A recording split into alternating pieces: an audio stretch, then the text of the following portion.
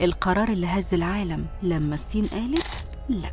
كان يوم عادي جدا، البورصة شغالة، الأسواق مستقرة، وكل العالم ماشي في حاله، وفجأة ضربة واحدة خسرت البورصات العالمية مليارات الدولارات في ساعات. شركات ضخمة وقعت، والمستثمرين جريوا يبيعوا أسهمهم قبل ما الدنيا تولع أكتر. لكن السؤال اللي دوخ العالم، إيه اللي حصل؟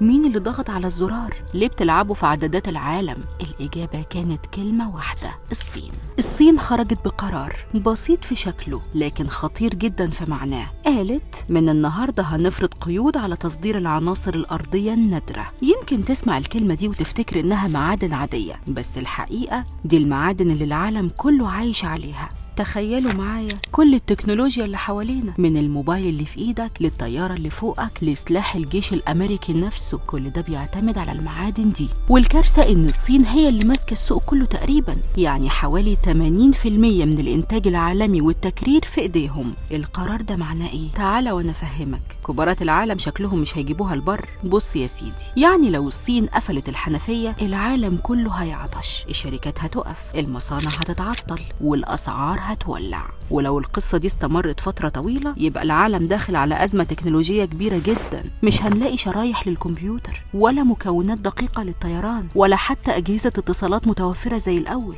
والأخطر من كده، الاقتصاد كله ممكن يتأثر، المصانع هتقفل، الناس هتخسر شغلها، الصادرات هتقل، والنمو الصناعي هينهار. يعني العالم كله هيتشل. العالم كله متعلق بخيط رفيع جدا، خيط في إيد الصين، ولو شدوه جامد كلنا هنقع. يعني الصين مش بس قالت لأ، هي كأنها قالت لأمريكا إحنا نقدر نوقف مصانعك في لحظة. وهنا أمريكا اتجننت، وعينك ما تشوف إلا النور. الأسواق وقعت، البورصات خسرت مليارات، وترامب خرج ووشه أحمر وشايط. قرر يرد فورا وقال من النهاردة أي منتج صيني داخل أمريكا هياخد عليه ضرايب 100% زيادة. يعني الحرب بدأت، مش بس حرب دبابات ولا صواريخ، دي حرب اقتصاد، حرب أرقام، واللي يملك المادة يملك القرار. بس الأول تعالى أقولك حاجة يمكن ما تعرفهاش. الصين ما عملتش كده صدفة، من سنين وهي بتحضر للحظة دي. استثمرت في المناجم، طورت المعامل، وسابت باقي الدول تنام في العسل.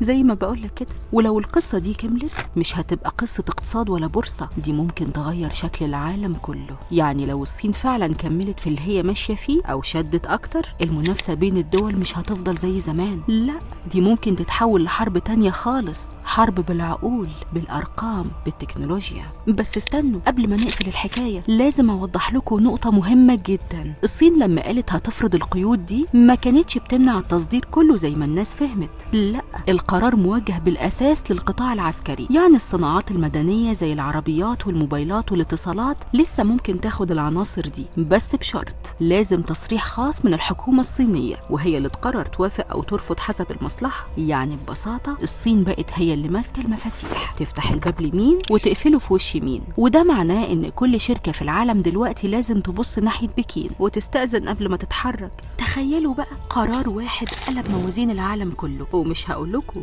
أمريكا متعصبة إزاي، وأوروبا مش مصدقة، والكل بيحاول يلاقي بديل للمواد اللي الصين ماسكاها بإيد من حديد. بس السؤال هنا، هو في بديل فعلا، ولا الصين خلاص مسكت العالم من رقبته؟ تخيل معايا كده، حرب من غير رصاص، بس الخسائر فيها بالمليارات، والدول بتقع واحدة ورا التانية. ما تخافش، اهدى كده، هو انت لسه شفت حاجة؟ اللي جاي ممكن يكون أعنف وأغرب من اللي فات، واحنا لسه في أول الحكاية. يمكن الحرب الجاية ما تكونش بالسلاح، لكن بالأرقام وبالتكنولوجيا. فاكرين لما قلت لكم في الأول إن العالم كله متعلق بخيط رفيع؟